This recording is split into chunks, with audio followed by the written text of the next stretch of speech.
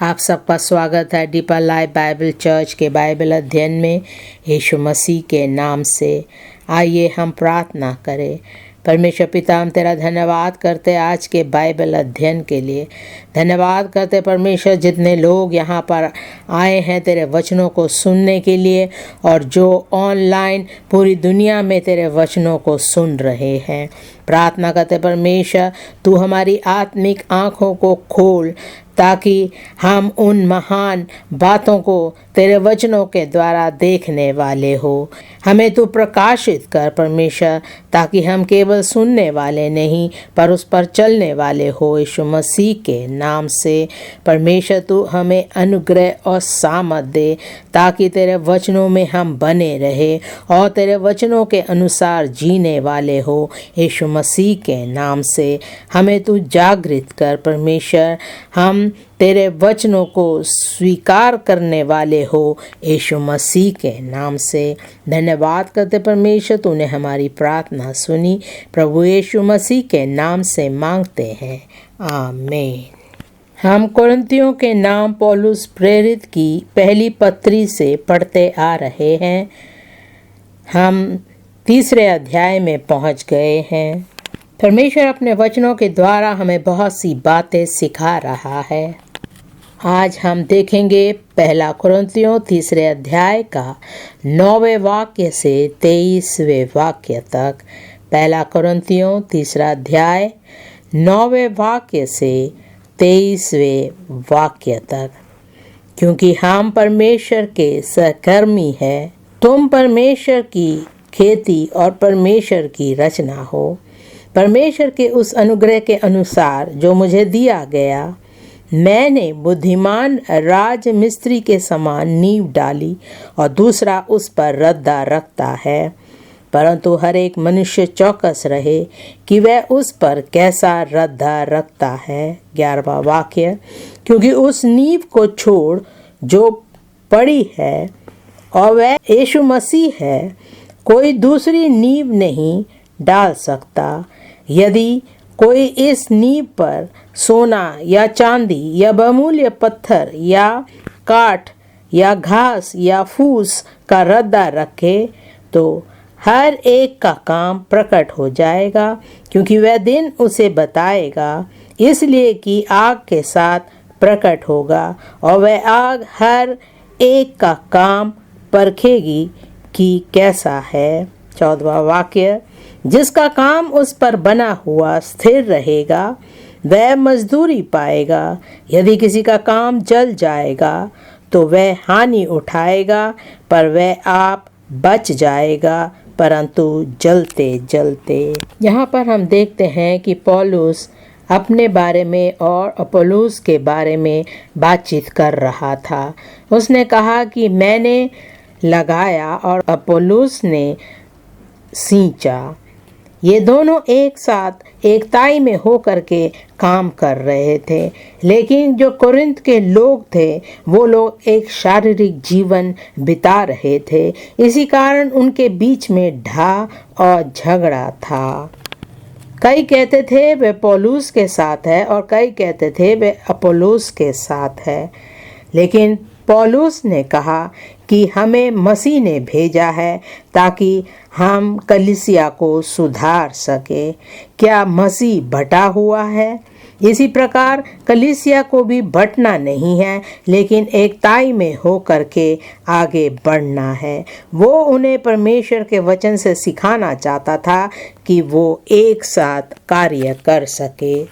वचन में लिखा है, संपूर्ण पवित्र शास्त्र परमेश्वर की प्रेरणा से रचा गया है और उपदेश और समझाने और सुधारने और धार्मिकता की शिक्षा के लिए लाभदायक है, ताकि परमेश्वर का जन सिद्ध बने और हर एक भले काम के लिए तत्पर हो जाए। हमें परमेश्वर के लिए जीना है, हमें एक दूसरे के लिए जीना है। हमारा उद्देश्य एक ही होना चाहिए।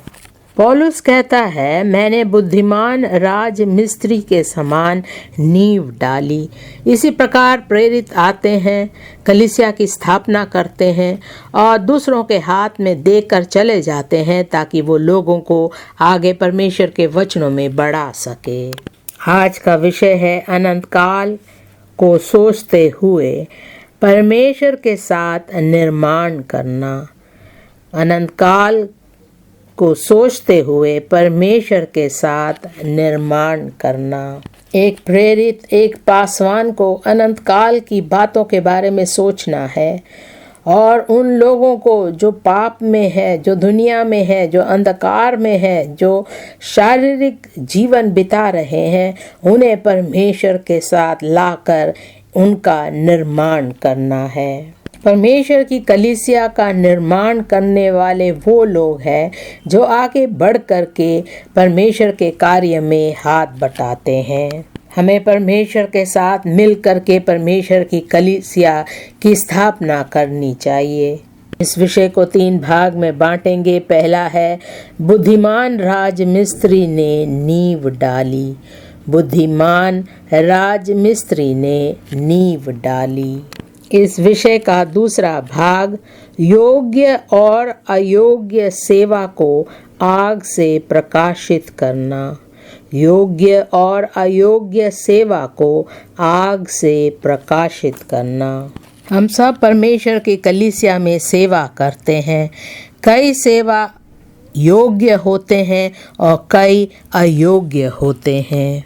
कई जगह ऐसी सेवकाई होती है जो लाभदायक नहीं होता।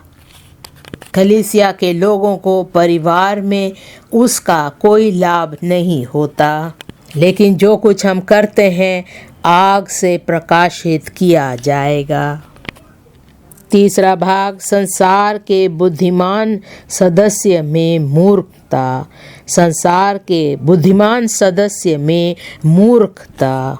कोरिन्थ में कई लोग ऐसे थे जो यूनानी बातों पर प्रसन्न होते थे।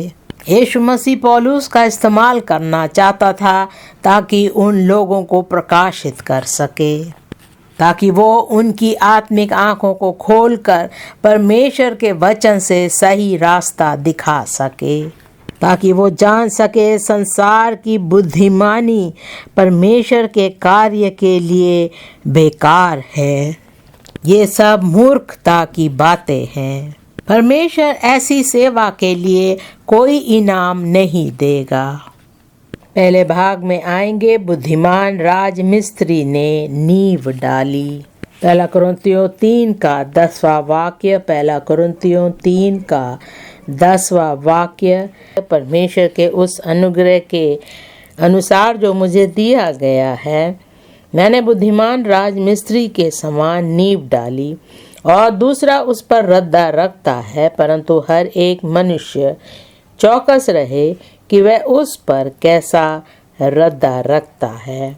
जब हम परमेश्वर की सेवकाई में आते हैं, हमारा नया जन्म होना बहुत ज़रूरी है।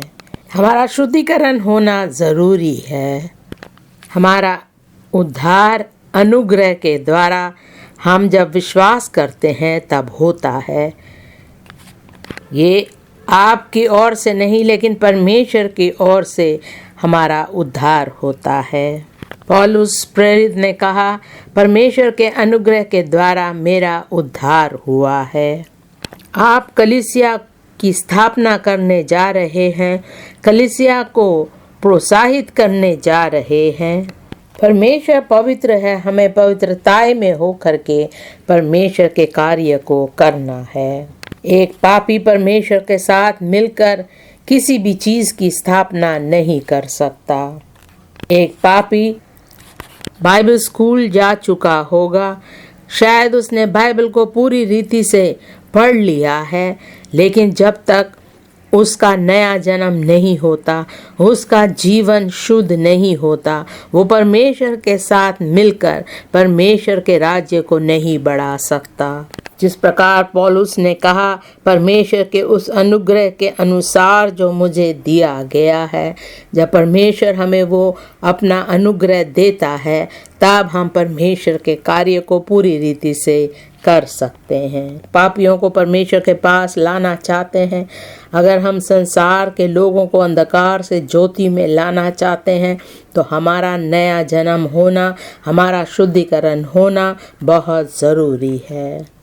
पापियों को अनंत काल का जीवन दिखाने से पहले, उन्हें स्वर्ग राज्य की ओर लाने से पहले, हमारा जीवन भी अनंत काल के लिए तैयार होना चाहिए।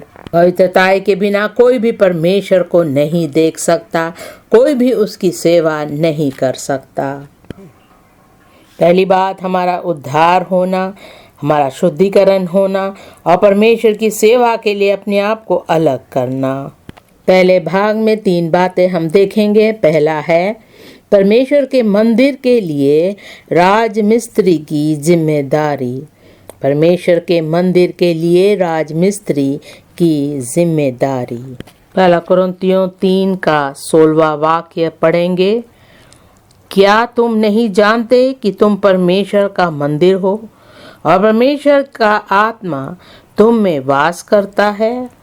जब आपका नया जन्म होता है, आप परमेश्वर के संतान हो जाते हैं, तब परमेश्वर उस पथरीले हृदय को निकालकर एक मांस का हृदय तुम में डालता है। जब परमेश्वर की आत्मा हम में वास करता है, तब हम परमेश्वर के मंदिर हो जाते हैं। दूसरा कुरिन्थियों 6 का 16वां वाक्य। दूसरा कुरिन्थियों 6 का 16वां वाक्य। और मूर्तियों के साथ परमेश्वर के मंदिर का क्या संबंध? क्योंकि हम तो जीते परमेश्वर के मंदिर है, जैसे परमेश्वर ने कहा है, मैं उसमें बसूंगा और उनमें चला फिरा करूंगा और मैं उनका परमेश्वर होऊंगा और वे मेरे लोग होंगे। जब हम यीशु मसीह को अपनाते हैं, तो हम एक पवित्र जीवन बिताते हैं, तब हम एक परमेश्वर का मंदिर बन जाते हैं। और जब कलीसिया के लोग एक पवित्र जीवन बिताते हैं, वो सब मिल करके एक पवित्र मंदिर बन जाते हैं।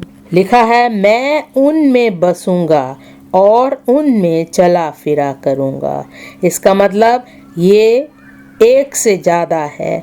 तो जब कलीसिया के लोग मिल जाते हैं, एक पवित्र जीवन बिताते हैं, तो वो परमेश्वर का मंदिर बन जाते हैं और परमेश्वर उनमें बसता है और चला फिरा करता है। यशायाह 28 का 16वां वाक्य। यशायाह 28 का 16वां वाक्य। इसलिए प्रभु यहोवा यूं कहता है, देखो मैंने सियोन में नींव का एक पत्थर रखा है, एक परखा हुआ पत्थर, कोने का अनमोल और अति दृढ़ नींव के योग्य पत्थर, और जो कोई विश्वास रखे वह उतावली ना करेगा। परमेश्वर ने खुद कलीसिया की नींव डाली है और हमें उसके साथ मिलकर के चलना है। हम उस नींव को नाश नहीं कर सकते। पहला पतरस 2 का 6वां वाक्य। पहला पतरस 2 का 6वां वाक्य। इस कारण पवित्र शास्त्र में भी आया है, देखो मैं सियोन में कोने के सिरे का चुना हुआ और बहुमूल्य पत्थर धरता हूँ, और जो कोई उस पर विश्वास करेगा वह किसी रीति से लज्जित नहीं होगा। परमेश्वर चाहता है कि हम पापियों को सुसमाचार का प्रचार सुनाएं, ताकि वो अपने पापों को छोड़कर स्वर्ग जाने के योग्य हो जाए।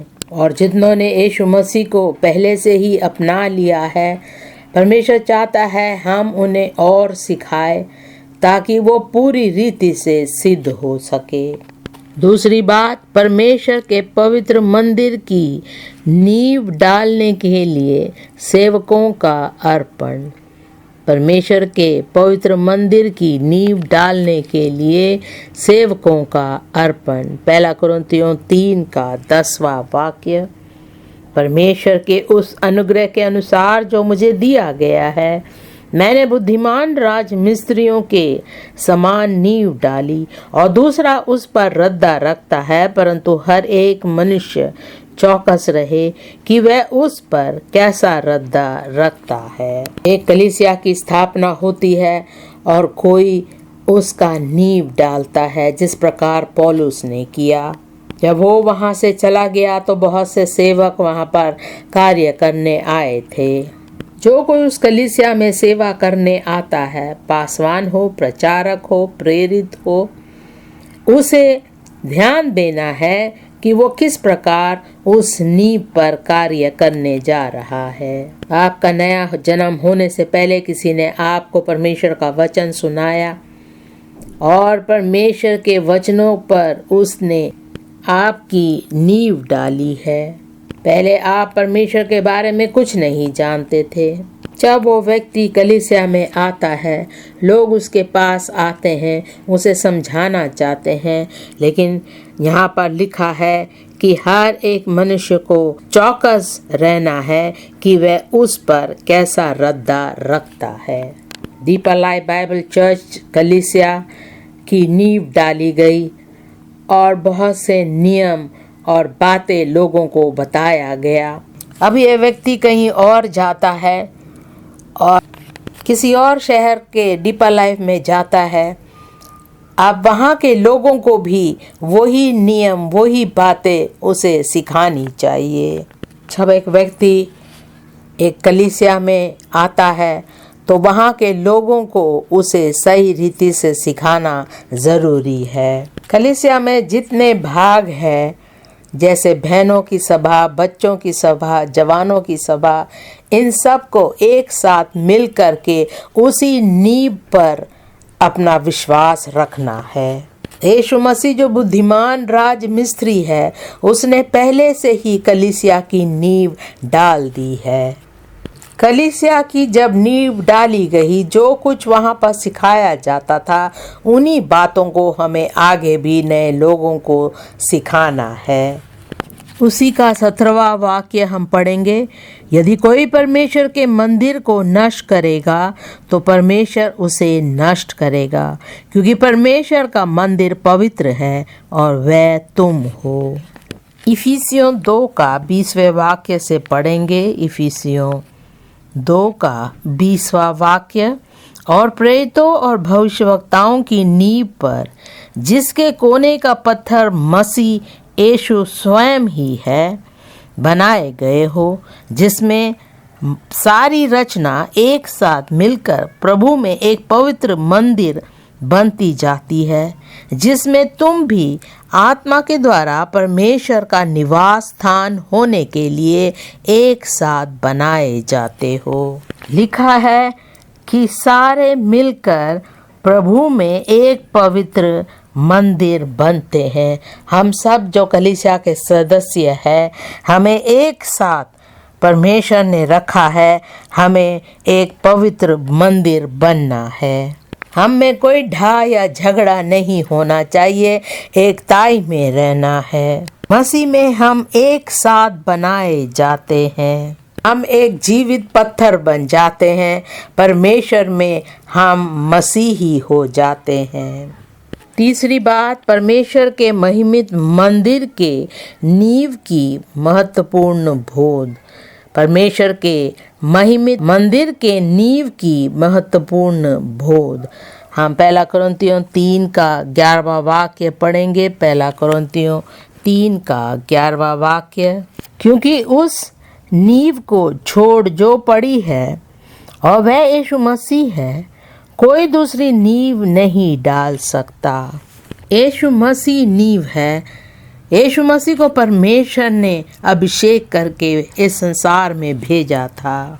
यीशु मसीह ने हमारा उद्धार किया और हमें उस नींव पर स्थिर किया है।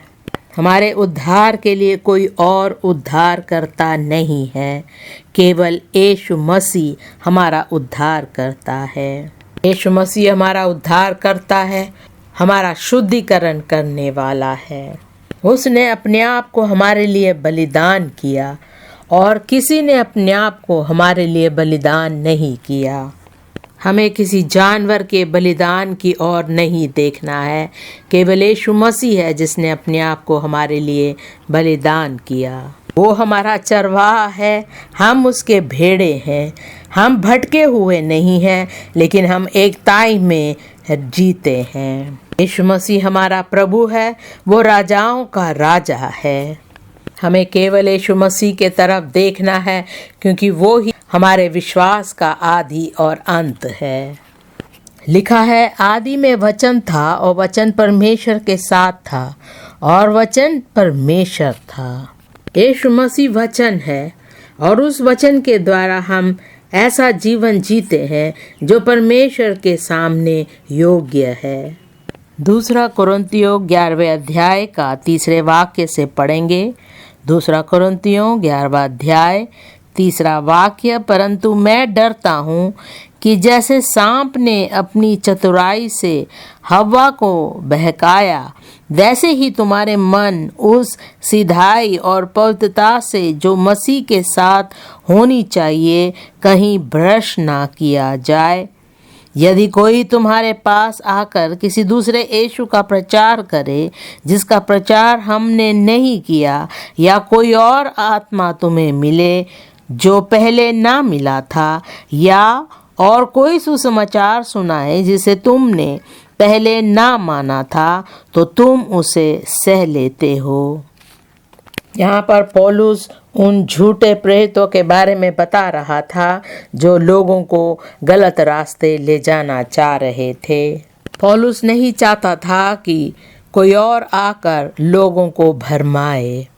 गलातियों 1 अध्याय उसका 7वें वाक्य से पढ़ेंगे। गलातियों 1 अध्याय 7वां वाक्य, परंतु वह दूसरा सुसमाचार है ही नहीं, पर बात यह है कि कितने ऐसे हैं जो तुम्हें घबरा देते और मसीह के सुसमाचार को बिगाड़ना चाहते हैं। 8वां वाक्य, परंतु यदि हम या स्वर्ग से कोई दूत भी उस सुसमाचार को छोड़ जो हमने तुमको सुनाया है, कोई और सुसमाचार तुम्हें सुनाए, तो शापित हो। पौलुस कहता है, अगर कोई और तुम्हें आकर कोई और सुसमाचार सुनाए तो उनकी बातों पर नहीं आना। उसी का 9वां वाक्य, जैसे हम पहले कह चुके हैं वैसा ही मैं अब फिर कहता हूँ कि उस सुसमाचार को छोड़ जिसे तुमने ग्रहण किया है, यदि कोई और सुसमाचार सुनाता है तो शापित हो। जो नींव यीशु मसीह ने डाली है, हमें उस पर खड़े रहना है और सिद्ध रहना है। इस विषय के दूसरे भाग में हम आएंगे योग्य और अयोग्य सेवा को आग से प्रकाशित करना। 1 कुरिन्थियों 3 का 12वें वाक्य से पढ़ेंगे। 1 कुरिन्थियों 3 का 12वां वाक्य, यदि कोई इस नींव पर सोना या चांदी या बहुमूल्य पत्थर या काठ या घास या फूस का रद्दा रखे, तो हर एक का काम प्रकट हो जाएगा, क्योंकि वह दिन उसे बताएगा, इसलिए कि आग के साथ प्रकट होगा और वह आग हर एक का काम परखेगी कि कैसा है। जिसका काम उस पर बना हुआ स्थिर रहेगा वह मजदूरी पाएगा। 15वां वाक्य, यदि किसी का काम जल जाएगा तो वह हानि उठाएगा, पर वह आप बच जाएगा, परंतु जलते जलते। 16वां वाक्य, क्या तुम नहीं जानते कि तुम परमेश्वर का मंदिर हो और परमेश्वर का आत्मा तुम में वास करता है? यदि कोई परमेश्वर के मंदिर को नष्ट करेगा तो परमेश्वर उसे नष्ट करेगा, क्योंकि परमेश्वर का मंदिर पवित्र है और वह तुम हो। इस भाग में 3 बातें हैं। पहली बात, बाइबल आधारित योग्य सेवकाई के लिए इनाम। बाइबल आधारित योग्य सेवकाई के लिए इनाम। दूसरा, जले हुए अयोग्य सेवकाई के बाद दुखी होना। जले हुए अयोग्य सेवकाई के बाद दुखी होना। तीसरी बात, स्पष्ट उपयुक्त सेवकाई का कारण। स्पष्ट उपयुक्त सेवकाई का कारण। हम पहली बात में जाएंगे, बाइबल आधारित योग्य सेवकाई के लिए इनाम। हम देखेंगे 1 कुरिन्थियों 3 का 12वें वाक्य से। 1 कुरिन्थियों 3 का 12वां वाक्य, यदि कोई उस नींव पर सोना या चांदी या बहुमूल्य पत्थर या काठ या घास या फूस का रद्दा रखे तो हर एक का काम प्रकट हो जाएगा, क्योंकि वह दिन उसे बताएगा, इसलिए कि आग के साथ प्रकट होगा और वह आग हर एक का काम परखेगी कि कैसा है। 14वां वाक्य, जिसका काम उस पर बना हुआ स्थिर रहेगा वह मजदूरी पाएगा। कलीसिया में जो परमेश्वर के कार्य में लगे रहते हैं, पासवान हो या प्रचारक हो, उसका काम परमेश्वर देखेगा। अगर उसका काम स्थिर है तो वो मजदूरी पाएगा। एक दिन आ रहा है जब परमेश्वर हमारे कार्य को देखेगा कि हमने कैसे कार्य किया है। लिखा है हर एक का काम परखा जाएगा कि कैसा है। 2 कुरिन्थियों 5वें अध्याय का 10वां वाक्य। 2 कुरिन्थियों 5वें अध्याय का 10वां वाक्य, क्योंकि अवश्य है कि हम सब का हाल मसीह के न्याय आसन के सामने खुल जाए, कि हर एक व्यक्ति अपने अपने भले बुरे कामों का बदला जो उसने देह के द्वारा किया हो पाए। कलीसिया के अगुवे, पासवान, प्रेरित, प्रचारक, सदस्य, हम सबको परमेश्वर को लेखा देना है। कार्य बुरे हो या भले हो, सबका बदला जो उसने देह के द्वारा किए हो पाए। योग्य या अयोग्य कार्य किया हो, सब परमेश्वर परखेगा। सबोपदेशक 12 का 13वें वाक्य से पढ़ेंगे। सबोपदेशक 12वें अध्याय का 13वां वाक्य, सब कुछ सुना गया। अंत की बात यह है कि परमेश्वर का भय मान और उसकी आज्ञाओं का पालन कर, क्योंकि मनुष्य का संपूर्ण कर्तव्य यही है। 14वां वाक्य, क्योंकि परमेश्वर सब कामों और सब गुप्त बातों का, चाहे वह भली हो या बुरी, न्याय करेगा। जब हम परमेश्वर का कार्य करते हैं, उसकी सेवकाई में बने रहते हैं, तो हमें परमेश्वर की आज्ञाओं को और नियमों का पालन करना बहुत ज़रूरी है। हमें परमेश्वर का भय मानना है और उसके वचनों के अनुसार अपना कार्य करना है। लिखा है, क्योंकि परमेश्वर सब कामों को और सब गुप्त बातों का, चाहे वे भली हो या बुरी, न्याय करेगा। मेरी प्रार्थना है हमारे काम, हमारे बातें बुरी नहीं होंगी यीशु मसीह के नाम से। हमारे कार्य अयोग्य नहीं होंगे। इस भाग की दूसरी बात, जले हुए अयोग्य सेवकाई के बाद दुखी होना। जले हुए अयोग्य सेवकाई के बाद दुखी होना। एक व्यक्ति परमेश्वर के लिए कार्य करता है और उसका कार्य अयोग्य माना जाता है। वो घास या काट या फूस के समान, अगर इन चीज़ों को, फूस को अगर वो रखता है तो ये सब जल जाएंगे। परमेश्वर उस कार्य को स्वीकार नहीं करेगा। 1 कुरिन्थियों 3 अध्याय का 12वां और 13वां वाक्य। 1 कुरिन्थियों 3 अध्याय 12वां वाक्य, यदि कोई इस नींव पर सोना या चांदी या बहुमूल्य पत्थर या काठ या घास या फूस का रद्दा रखे तो हर एक का काम प्रकट हो जाएगा, क्योंकि वह दिन उसे बताएगा, इसलिए कि आग के साथ प्रकट होगा और वह आग हर एक का काम परखेगी कि कैसा है। 15वां वाक्य, यदि किसी का काम जल जाएगा तो वह हानि उठाएगा, पर वह आप बच जाएगा, परंतु जलते जलते। एक पति पत्नी में अनबन हो और कलीसिया में एक भाई सलाह देता है कि ऐसे व्यक्ति के साथ तुम कितने दिन रह सकते हो, इन्हें छोड़ दो, ये सही नहीं है। उन्होंने सही नींव नहीं डाली। ऐसी बातें हमें नहीं करनी चाहिए, ये अयोग्य बातें हैं। हमें अपने सोच विचारों से उन्हें सलाह नहीं देना है, लेकिन परमेश्वर की बातों को ध्यान रखते हुए सही सलाह देनी चाहिए।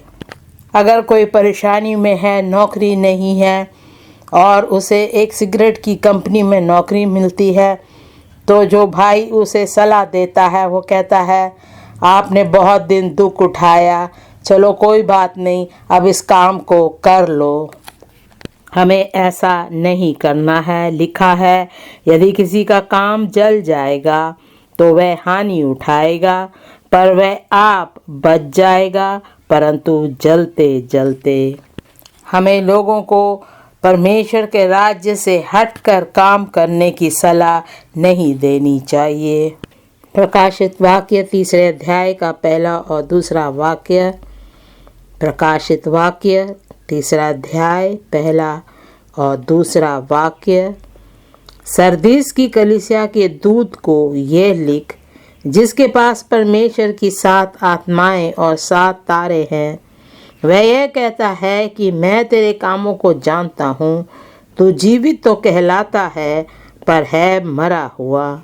जागृत हो और उन वस्तुओं को जो बाकी रह गई है और जो मिटने को है, उन्हें दृढ़ कर, क्योंकि मैंने तेरे किसी काम को अपने परमेश्वर के निकट पूरा नहीं पाया।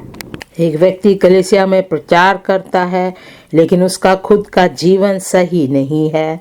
वचन में लिखा है, तो जीवित तो कहलाता है, पर है मरा हुआ। कलीसिया के सदस्यों को अनंत काल के जीवन के बारे में, पवित्रताई के जीवन के बारे में वो नहीं सिखा पाता। परमेश्वर की बातों में, जीवन की बातों में वो उन्हें आगे नहीं बढ़ा पा रहा। जब हम जीवित हैं, हमें सही रीति से परमेश्वर का कार्य करना है। हमें पूरी रीति से पवित्रताई में, सच्चाई में होकर के परमेश्वर के कार्य को आगे बढ़ाना है। अभी हमारे पास समय है, हम जीवित हैं, हम अपने आप को सुधार सकते हैं। जब मर जाएंगे तो हम आग में डाल दिए जाएंगे और जल जाएंगे।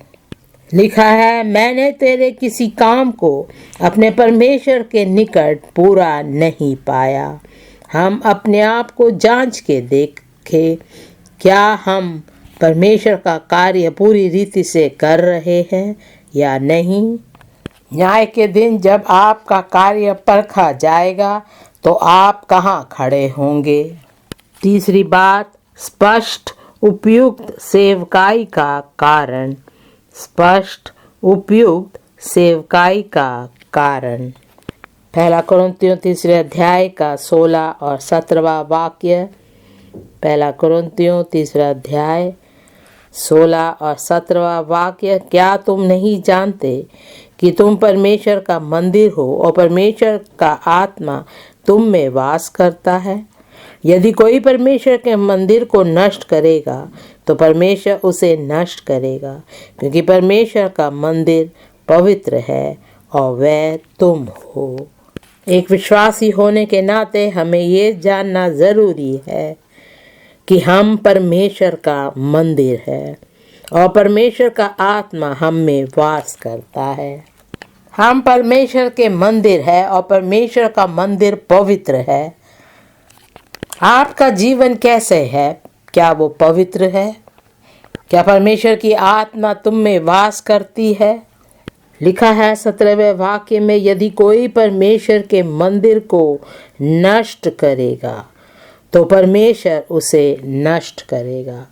जो कुरिन्थ के लोग थे, कई यहूदी थे, कई जाति के थे, वो इस बात को नहीं समझ पा रहे थे। परमेश्वर किसी का पक्षपात नहीं करता। कलीसिया में आपकी पदवी कुछ भी क्यों ना हो, लेकिन यहाँ लिखा है, यदि कोई परमेश्वर के मंदिर को नष्ट करेगा तो परमेश्वर उसे नष्ट करेगा। फारिसी और सादूसी सोचते थे कि अगर हाथ धोए बिना वो भोजन करे तो वो अपवित्र हो जाएंगे। लेकिन हम देखेंगे मरकुस 7 का 21वें वाक्य से, मरकुस 7 का 21वां वाक्य, क्योंकि भीतर से अर्थात मनुष्य के मन से बुरे बुरे विचार, व्यभिचार, चोरी, हत्या, परस्तिगमन, लोभ, दुष्टता, छल, लुचपन, कुदृष्टि, निंदा, अभिमान और मूर्खता निकलती है। ये सब बुरी बातें भीतर ही से निकलती है और मनुष्य को अशुद्ध करती है। हमें लोगों को ऐसी बातें नहीं सिखानी है जिससे लोग एक पवित्र जीवन ना बिताए और बुरी बातों में चले जाए। इसीलिए लिखा है, यदि कोई परमेश्वर के मंदिर को नष्ट करेगा तो परमेश्वर उसे नष्ट करेगा, क्योंकि परमेश्वर का मंदिर पवित्र है और वह तुम हो। इब्रानियों 12 का 15वां वाक्य, इब्रानियों 12 का 15वां वाक्य। ध्यान से देखते रहो, ऐसा ना हो कि कोई परमेश्वर के अनुग्रह से वंचित रह जाए या कोई कड़वी जड़ फूट कर कष्ट दे और उसके द्वारा बहुत से लोग अशुद्ध हो जाए। जब परमेश्वर पाप के बारे में कहता है तो वो केवल शारीरिक पाप नहीं, लेकिन जिन बातों की हम चिंता करते हैं, जिन बातों के बारे में हम सोचते हैं, जो कड़वापन हम में होता है, उससे भी हम अपवित्र बन जाते हैं। हम किसी को भी दूसरे के खिलाफ ना करें, किसी का भी मन कड़वा ना करें। पासवान को परमेश्वर ने अधिकार दिया है और वो कलीसिया में है। हमें उनके खिलाफ किसी के मन में कड़वापन नहीं डालना है। इसी प्रकार अपने परिवार में भी माता पिता, बच्चे एक दूसरे के लिए उनके मन में कड़वापन नहीं होना चाहिए। लिखा है, कोई कड़वी जड़ फूटकर कष्ट दे और उसके द्वारा बहुत से लोग अशुद्ध हो जाए। अगर कोई कलीसिया में किसी के लिए दूसरों के दिल में कड़वापन डालता है, कलीसिया को नष्ट करना चाहता है, तो परमेश्वर उसे नष्ट करेगा।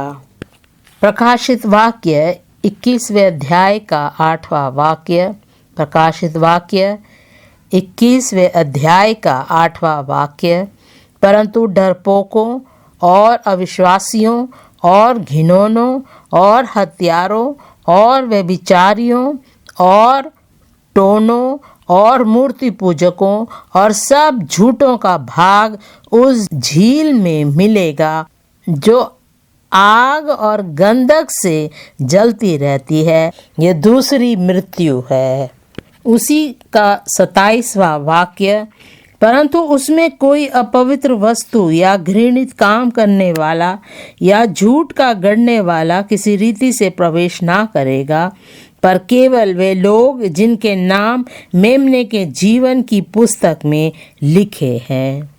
इसलिए चाहिए कि हम कलीसिया में पवित्रताई से एक मन हो करके पूरे हिम्मत से परमेश्वर का कार्य आगे बढ़ाए, ताकि जिन लोगों को हम प्रचार करते हैं, जिन लोगों को हम सलाह देते हैं, हम उन्हें सही रास्ते पे चलाए और वो परमेश्वर में सिद्ध हो सके।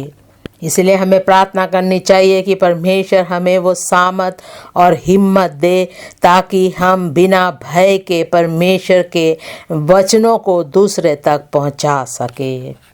पहला यूहन्ना 4 का 17वां वाक्य, पहला यूहन्ना 4 का 17वां वाक्य। इसी से प्रेम हम में सिद्ध हुआ कि हमें न्याय के दिन हियाव हो, क्योंकि जैसा वह है वैसा ही संसार में हम भी है।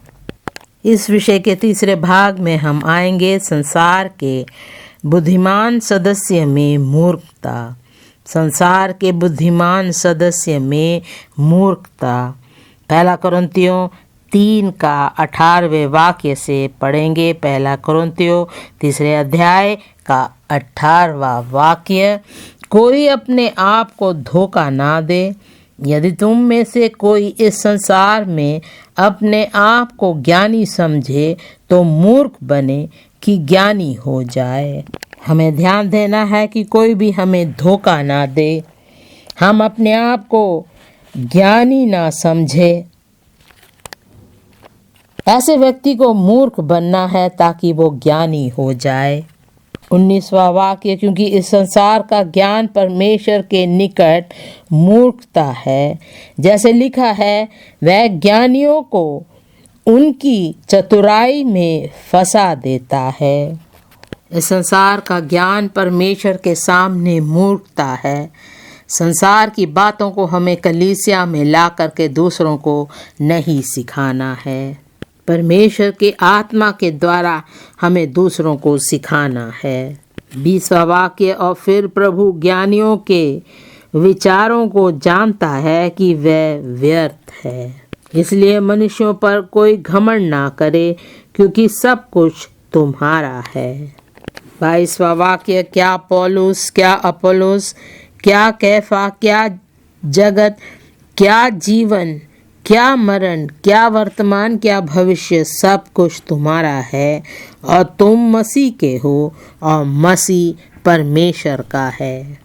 इस भाग में 3 बातें देखेंगे। पहली बात, सांसारिक आलोचक व्यक्ति की मूर्खता। सांसारिक आलोचक व्यक्ति की मूर्खता। इसलिए 18वें वाक्य में लिखा है, कोई अपने आप को धोखा ना दे। यदि तुम में से कोई इस संसार में अपने आप को ज्ञानी समझे तो मूर्ख बने कि ज्ञानी हो जाए। 19वां वाक्य, क्योंकि इस संसार का ज्ञान परमेश्वर के निकट मूर्खता है। जैसे लिखा है, वह ज्ञानियों को उनकी चतुराई में फंसा देता है। गलातियों 6 का 3रा वाक्य, गलातियों 6 का 3रा वाक्य, क्योंकि यदि कोई कुछ ना होने पर भी अपने आप को कुछ समझता है तो अपने आप को धोखा देता है। किसी में उद्धार का आश्वासन नहीं तो वो कुछ भी नहीं। अगर उसमें पवित्रता ही नहीं तो वो कुछ भी नहीं। वो पवित्र आत्मा की अगुवाई में नहीं चलता तो उसमें कुछ भी नहीं है। उसमें यीशु मसीह नहीं, परमेश्वर उससे कभी बातचीत नहीं करता तो वो कुछ भी नहीं। अगर कोई अपने आप को कुछ समझता है तो वो मूर्ख है, वो अपने आप को धोखा दे रहा है। मेरी प्रार्थना है हम ऐसे नहीं होंगे यीशु मसीह के नाम से। दूसरी बात, सांसारिक व्यक्ति की फलहीनता। सांसारिक व्यक्ति की फलहीनता, ये ऐसे लोग हैं जो परमेश्वर के वचनों के विरुद्ध खड़े होते हैं। ऐसे सांसारिक व्यक्ति फलहीन होते हैं। वो किसी को परमेश्वर का वचन सुनाकर उनका उद्धार नहीं कर पाते, किसी के उद्धार के लिए प्रार्थना भी नहीं कर पाते। कलीसिया में जिन बातों को परमेश्वर के वचनों के द्वारा सिखाया जाता है उन बातों के विरुद्ध वो खड़े हो जाते हैं और दूसरों को वो कुछ भी नहीं सिखा पाते। ऐसे लोग फलहीन होते हैं। 1 कुरिन्थियों 3 अध्याय का 20वां वाक्य, और फिर प्रभु ज्ञानियों के विचारों को जानता है कि वह व्यर्थ है। 1 कुरिन्थियों 2 अध्याय का 6वां वाक्य, 1 कुरिन्थियों 2 अध्याय का 6वां वाक्य, फिर भी सिद्ध लोगों में हम ज्ञान सुनाते हैं, परंतु इस संसार का और इस संसार के नाश होने वाले हकीमों का ज्ञान नहीं। इस संसार के ज्ञान से हम परमेश्वर का अनुग्रह पाके एक जैवन जीवन नहीं बिता सकते। मेरी प्रार्थना है आपका जीवन इस संसार के ज्ञान में बेकार ना हो यीशु मसीह के नाम से। तीसरी बात, बुद्धिमान मसीही की पूर्णता। बुद्धिमान मसीही की पूर्णता। 1 कुरिन्थियों 3 का 21 और 22वां वाक्य। 1 कुरिन्थियों 3 का 21 और 22वां वाक्य। इसलिए मनुष्यों पर कोई घमंड ना करे, क्योंकि सब कुछ तुम्हारा है। क्या पौलुस, क्या अपोलोस, क्या कैफा, क्या जगत, क्या जीवन, क्या मरण, क्या वर्तमान, क्या भविष्य, सब कुछ तुम्हारा है। लिखा है सब कुछ तुम्हारा है। जब हम परमेश्वर के पास आते हैं, घुटने टेक कर प्रार्थना करते हैं, सब कुछ तुम्हारा है। यहाँ पर हम देखते हैं सब कुछ तुम्हारा है। पौलुस तुम्हारा है, अपोलोस तुम्हारा है, सब कुछ तुम्हारा है। पौलुस के बारे में हम देखते हैं, अपोलोस के बारे में देखते हैं, कैफा के बारे में देखते हैं, संसार के बारे में देखते हैं, जीवन के बारे में देखते हैं, मरण के बारे में देखते हैं। सब कुछ तुम्हारा है, वर्तमान, भविष्य, छुटकारा सब तुम्हारा है। हम देखते हैं परमेश्वर ने पौलुस को बहुत सी बातों का प्रकाशन किया। पौलुस का प्रकाशन केवल उसके लिए परमेश्वर ने नहीं दिया था, लेकिन वो सबके लिए दिया था, इसलिए वो तुम्हारा है। अपोलोस की मजबूती जब वो आता था, वो लोगों को परमेश्वर में और मजबूत करता था। ये सब तुम्हारा है। जो कुछ अपोलोस का था वो तुम्हारा है। कैफा के बारे में हम देखते हैं, वो यीशु मसीह के साथ था। बहुत सी बातें उसे पता थी, वो स्मरण रखता था, और ये सब तुम्हारा है। इस संसार का मेल मिलाप, यीशु मसीह ने अपने आप को बलिदान किया इस संसार के लिए, वो भी तुम्हारा है। यीशु मसीह ने अपने आप को इस संसार के लिए दिया ताकि संसार के लोगों का मेल मिलाप परमेश्वर के साथ करा सके। तो हम एक अनाथ के समान क्यों जिए? परमेश्वर ने हमें प्रकाशन दिया है, मजबूती दी है, और हमें स्मरण कराया है, और इस संसार का मेल मिलाप भी तुम्हारा है। जीवन की ताजगी भी परमेश्वर कहता है तुम्हारा है। सारे वायदे जो परमेश्वर ने तुम्हारे लिए दिए हैं, तुम्हारे जीवन को नया बनाने के लिए, वो उसे पूरा करेगा। मृत्यु के बारे में भी कहा गया है। हम सोचते हैं कब हम मरेंगे, कब हमारी मृत्यु आएगी। ये सब तुम्हारा है। वर्तमान की हर एक जिम्मेदारी तुम्हारी है। भविष्य की बातें भी तुम्हारी है, छुटकारा भी तुम्हारा है। जब हम इन सब बातों को एक साथ देखते हैं तो परमेश्वर का छुटकारा, परमेश्वर की धार्मिकता हमारी हो जाती है। इसी कारण वचन में लिखा है कि सब कुछ तुम्हारा है। हम मसीह के हैं और मसीह परमेश्वर का है। परमेश्वर ने एक बार फिर अपने वचनों के द्वारा हमें याद दिलाया कि हमें एक बार फिर से अपने नींव पर आना है, जो मसीह है। यीशु मसीह हमारा उद्धार करता, शुद्धिकरण करने वाला और पवित्र आत्मा से भरने वाला है। पर यीशु मसीह के नींव पर हमें आना है, जो हमारा चरवाहा है। उसने अपने आप को हमारे लिए बलिदान किया। वो हमारा प्रभु है, राजाओं का राजा है। वो हमारा मेल मिलाप परमेश्वर के साथ कराता है। वो जीवित वचन है और आखिरी वचन है। हमें उस नींव पर बनाते रहना है, सिद्ध होना है, दूसरों के जीवन को भी हमें छूना है। उस नींव पर हमें अपने आप को आगे बढ़ाना है, दूसरों की भी सहायता करना है, ताकि वो परमेश्वर में आगे बढ़ते जाए। मेरी प्रार्थना है जो अनुग्रह पौलुस के ऊपर था, जो सामर्थ परमेश्वर ने अपने दासों को दिया, वो आपके साथ भी होगा। सब कुछ तुम्हारा होगा। यीशु मसीह के नाम से हम जोर से आमीन कहे, ताकि परमेश्वर की सामर्थ, परमेश्वर का अनुग्रह हमारे साथ बना रहेगा। आइए हम प्रार्थना करें।